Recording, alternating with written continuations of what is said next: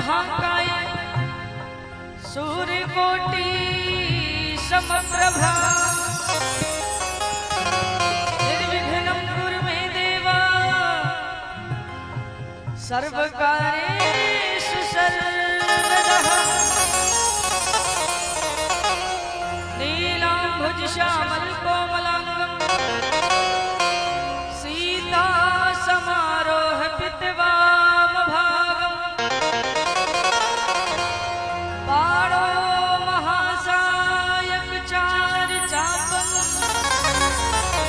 नमामि रामं रघुवंशनाथं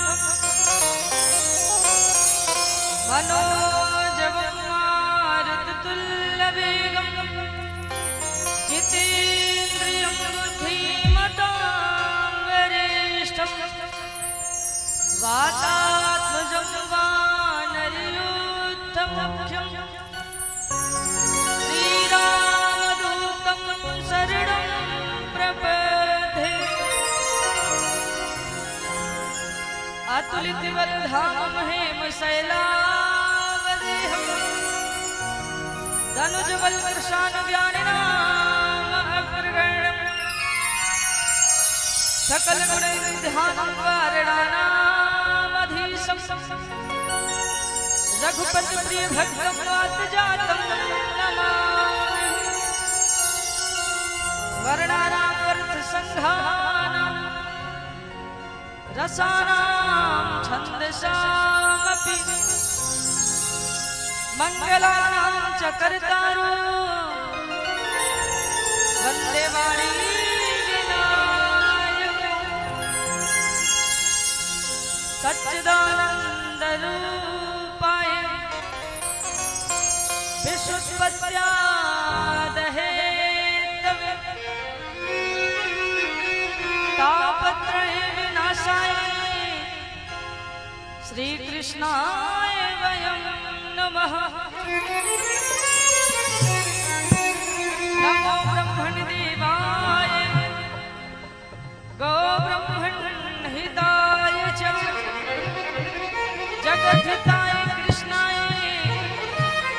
गोविंदाय नमो नमः।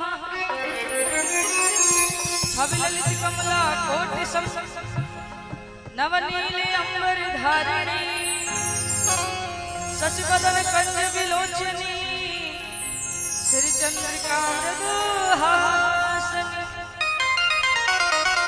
आनंद धन गोविंद मंदिर अनन्य निवासिनी घनश्याम धन हृदय चातिकी घनश्याम धनाहित मोरनी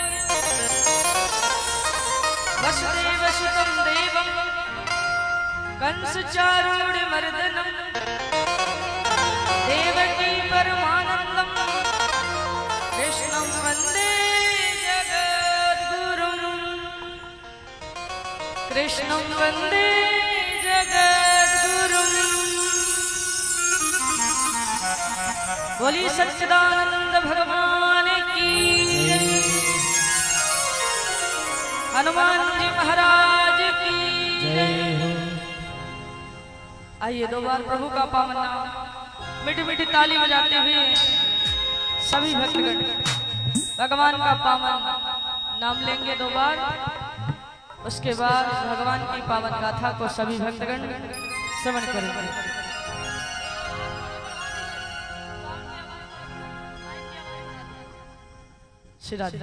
बोलिए हनुमान जी महाराज की जय। बड़ा ही सुंदर दिन है हनुमान जी महाराज का पावन पर्व। आज बड़ा ही सुंदर अवसर है जो सभी भक्तगण यहाँ पर दूर दूर से उपस्थित हुए हैं हनुमान जी महाराज जी का आशीर्वाद लेने के लिए।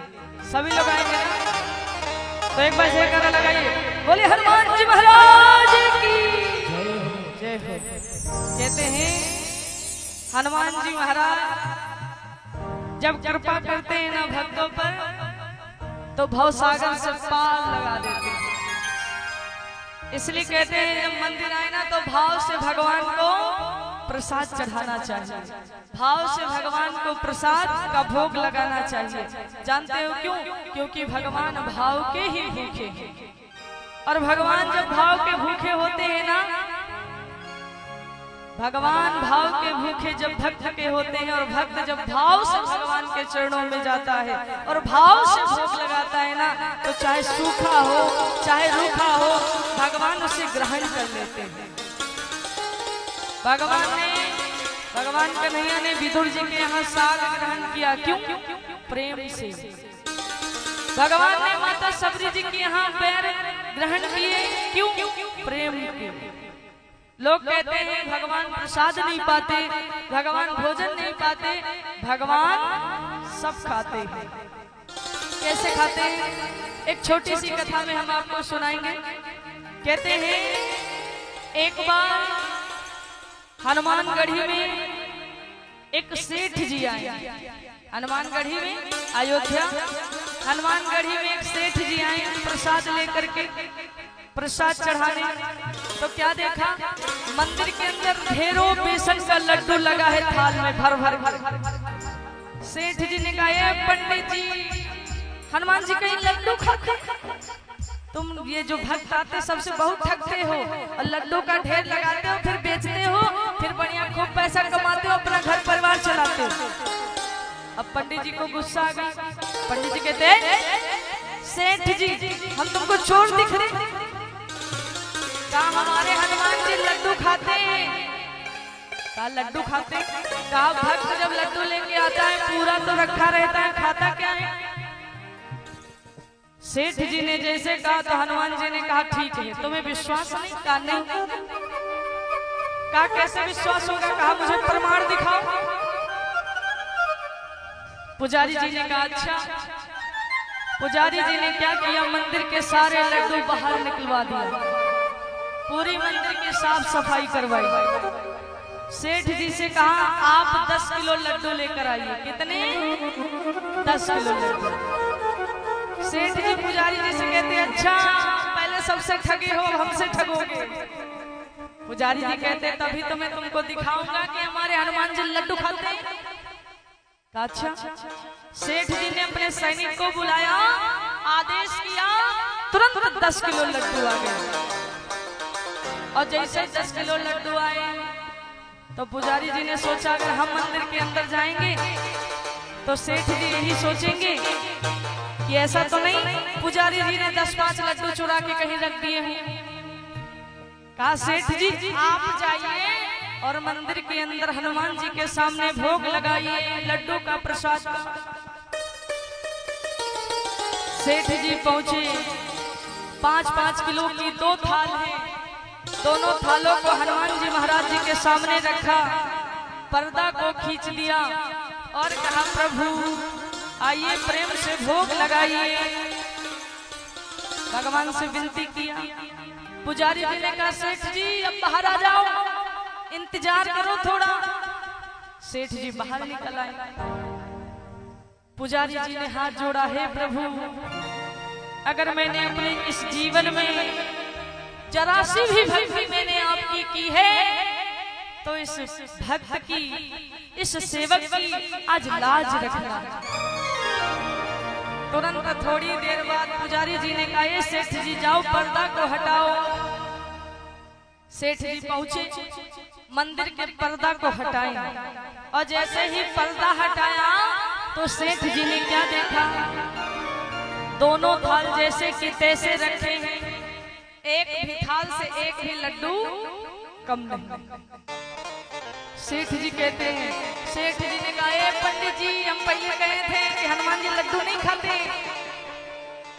सेठ जी ताली बजा के हंसने लगे। सेठ जी ने पंडित जी को ना जाने क्या क्या नहीं कहा, पुजारी जी को बहुत कुछ कहा कि तुम सब ढोंगी हो, ये वो न जाने क्या क्या कहा। पुजारी जी ने कहा सेठ जी कितने लड्डू मंगाया था? कहा 10 किलो लड्डू मंगाए थे। कहा तराजू लाओ लड्डुओं को तौलो। अब महाराज सेठ ने तुरंत सैनिक को बुलाया, सैनिक तुरंत तराजू को लेके आया। अब महाराज दोनों 5-5 किलो के थाल हैं, 2 थाल 5-5 किलो के, एक भी लड्डू कम नहीं, दोनों थाल में जैसे कि तैसे एकदम लाइन से लगे हैं। और तराजू लाया गया और जैसे तराजू के ऊपर उन लड्डुओं को तौला गया, दोनों थाल जैसे ही तराजू पे तौले गए तो दोनों थाल में से महाराज 5 किलो लड्डुओं का वजन कम हो गया। लड्डू नहीं कम, लड्डू जैसे कि तैसे लगे महाराज, लड्डुओं का वजन कम हो गया। पुजारी जी ने कहा, ये सेठ जी देखा, हमारे हनुमान जी ने जितना माल अंदर का था सब खा लिए, अंदर का जितना माल था हमारे हनुमान जी ने खा लिया, और ऊपर का ये खोखला बचा दिया है। जानते हो क्यों? सेठ जी ने कहा क्यों? कहा तुम जैसे जो मूर खाते हैं मंदिर में प्रसाद चढ़ाने, जो भगवान के ऊपर सीधे प्रश्न उठा देते हैं, हाँ? अरे तुम्हारे जैसे मूर्ख के लिए ये भगवान ऊपर का खोखला बचा देते हैं। क्यों? क्योंकि हमारे ये मूर्ख भक्त जब प्रसाद को ग्रहण करेंगे तो थोड़ा बुद्धि आ जाएगा, थोड़ा उनको ज्ञान आ जाएगा, उनको भी समझ में आएगा कि हमारे प्रभु प्रसाद को ग्रहण करते हैं। तो मेरे कहने का तात्पर्य है, हम और आप जब कभी भी भगवान को भोग लगाते हैं ना महाराज, तो हमारे प्रभु उस भोग को अंदर का जितना स्वाद होता है सब ग्रहण कर लेते हैं और ऊपर का दिखावटी में छोड़ देते हैं। किसके लिए? आपके लिए, आपके लिए, हमारे लिए, सबके लिए। क्यों? क्योंकि हम सब जब प्रसाद पाएंगे, प्रसाद हम ग्रहण करेंगे तो हमारी बुद्धि खुल जाएगी, हमको ज्ञान आएगा, भगवान का आशीर्वाद मिलेगा। इसीलिए भक्तों कहते हैं कि कभी भी कहीं भी जाओ प्रसाद का त्याग नहीं करना चाहिए। कोई भी आपको अगर प्रसाद दे रहा है तो प्रेम से हाथ में लीजिए और भगवान का नाम लेके तुरंत ग्रहण कीजिए, क्योंकि भगवान के प्रसाद में वो अमृत छिपा होता है, वो अमृत छिपा होता है जो हम कहीं ढूंढने से भी नहीं पाएंगे। इसलिए कभी भी प्रसाद का त्याग नहीं करना चाहिए और प्रेम से मंदिर में जाके भगवान को भोग लगाना चाहिए।